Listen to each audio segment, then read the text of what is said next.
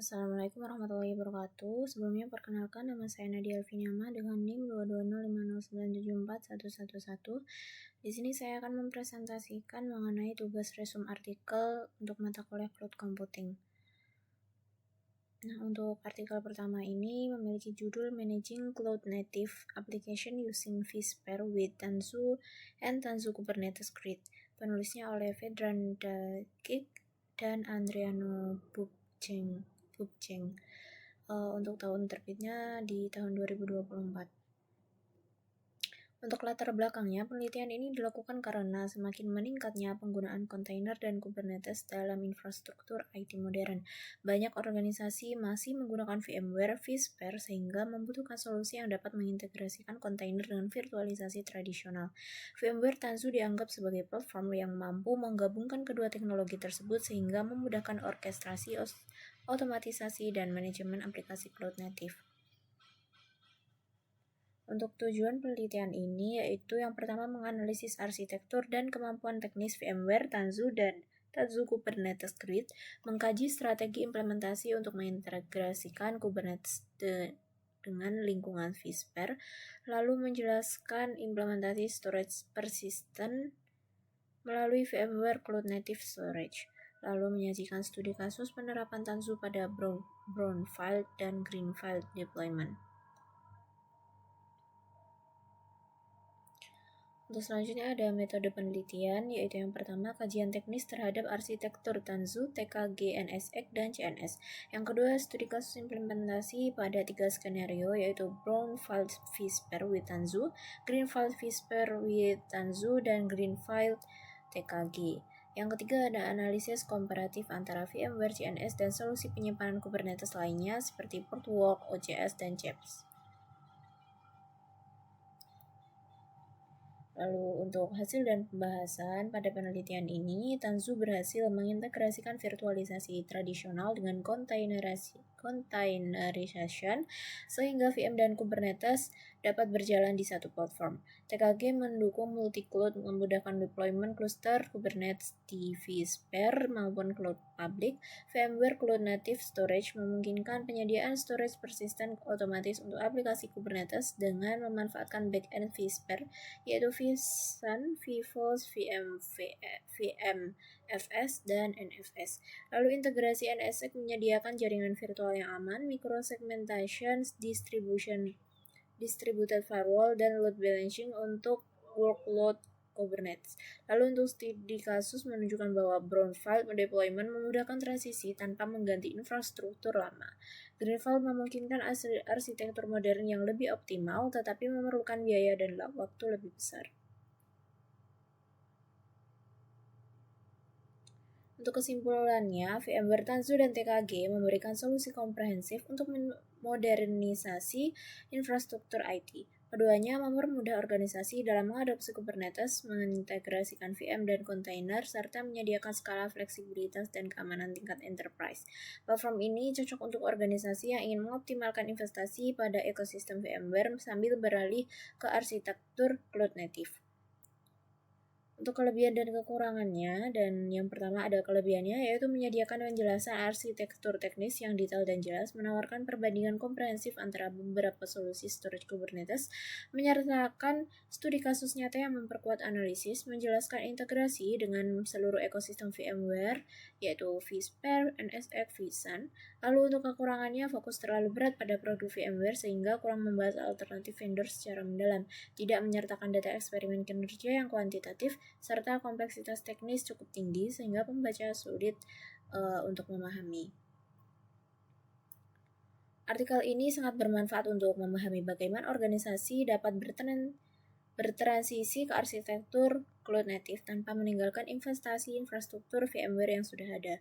Pembahasan arsitektur Tanzu, TKG, dan integrasi dengan NSX memberikan gambaran jelas mengenai keunggulan ekosistem VMware dalam dunia Kubernetes Enterprise. Namun artikel ini akan lebih kuat jika menyertakan evaluasi performa atau studi empiris untuk mendukung analisis teknis yang disampaikan. Untuk artikel 2, judulnya yaitu Adaptive Green Cloud Application, Balancing Emissions, Revenue, and User Experience Through Approximate Computing. Penulisnya yaitu Monica Vitali, Philip Wisner, Kevin Kreutz, Roberto Gandola, dan tahun terbit di tahun 2025. Untuk latar belakangnya, cloud computing menghasilkan konsumsi energi dan emisi karbon yang besar. Di sisi lain, penyedia layanan cloud harus tetap menjaga kualitas layanan atau QoS dan pendapatan. Untuk mengurangi dampak lingkungan, berbagai teknik efisiensi energi telah digunakan, namun seringkali ini berdampak pada performa aplikasi atau pengalaman pengguna. Oleh karena itu, dibutuhkan pendekatan baru agar aplikasi cloud dapat beroperasi secara adaptif dengan mempertimbangkan emisi, pendapatan, dan pengalaman pengguna. Untuk tujuan pada penelitian ini yaitu untuk mengembangkan framework aplikasi cloud yang mampu menyesuaikan kualitas komputasi secara otomatis untuk mengurangi emisi, lalu menyeimbangkan 3 faktor utama, emisi karbon, pendapatan layanan, dan pengalaman pengguna. Untuk metode penelitiannya, yang pertama approximate computing approach, yaitu teknik yang menurunkan tingkat akurasi komputasi untuk menghemat energi. Yang kedua ada model adaptif yang mengubah tingkat presisi aplikasi berdasarkan target emisi, pendapatan, dan tingkat kepuasan pengguna. Yang ketiga ada eksperimen berbasis simulasi, menguji berbagai skenario untuk melihat bagaimana perubahan kualitas komputasi mempengaruhi konsumsi energi emisi dan performa aplikasi. Untuk hasil dan penelitian pada artikel kali ini yaitu aplikasi cloud yang menggunakan approximate computing mampu mengurangi emisi tanpa menurunkan pengalaman pengguna secara signifikan. Adaptive model yang diuji berhasil menunjukkan trade-off seimbang antara emisi, pendapatan, dan kepuasan pengguna. Lalu sistem dapat secara otomatis beralih antara mode presisi tinggi dan presisi rendah berdasarkan kondisi lingkungan atau target bisnis. Lalu pendekatan ini membuka peluang besar untuk mengembangkan cloud computing ramah lingkungan di masa depan. Kesimpulannya, artikel menyimpulkan bahwa adaptive approximate computing dapat menjadi solusi efektif dalam menciptakan aplikasi cloud yang ramah lingkungan. Pendekatan ini memungkinkan pengurangan emisi tanpa mengorbankan pendapatan atau kualitas layanan secara ekstrim. Model adaptif menawarkan jalan menuju masa depan layanan cloud yang lebih hijau dan efisien. Untuk kelebihan artikel ini yaitu mengangkat isu penting terkait keberlanjutan lingkungan dalam cloud computing. Pendekatannya inovatif, menggabungkan approximate computing dengan model adaptif, memberikan analisis seimbang antara aspek teknis, bisnis, dan pengalaman pengguna. Lalu untuk kekurangannya, data publikasi jurnal tidak tercantum pada potongan dokumen. Pengujian berbasis simulasi sehingga hasilnya mungkin berbeda jika diterapkan pada skala industri nyata. Lalu detail teknis model adaptif pada beberapa bagian kurang eksplisit. Artikel ini sangat menarik karena memadukan teknologi efisien energi dengan kebutuhan bisnis digital modern. Pendekatan adaptif approximate computing terlihat menjanjikan untuk masa depan cloud hijau. Namun, penelitian lanjutan dengan data nyata dari layanan cloud komersial akan semakin memperkuat keabsahan model tersebut.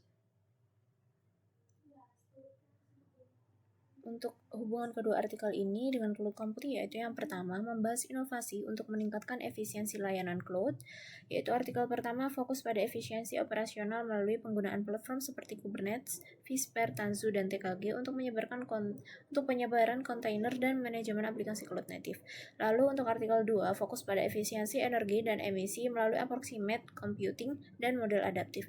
Yang kedua ada berorientasi pada peningkatan kualitas layanan atau QoS. Artikel 1 meningkatkan QoS melalui orkestrasi kontainer yang stabil, skalabel, dan mudah dikelola. Lalu untuk artikel kedua menjaga QoS melalui pendekatan adaptif agar pengurangan emisi tidak menurunkan kepuasan pengguna.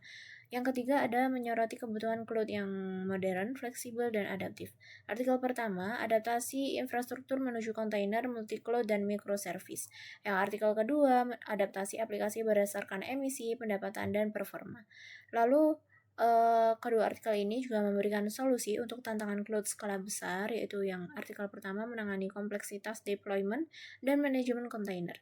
Artikel kedua menangani kompleksitas konsumsi energi dan keberlanjutan lingkungan. Sekian, terima kasih. Apabila ada kurang lebihnya, mohon maaf. Wassalamualaikum warahmatullahi wabarakatuh.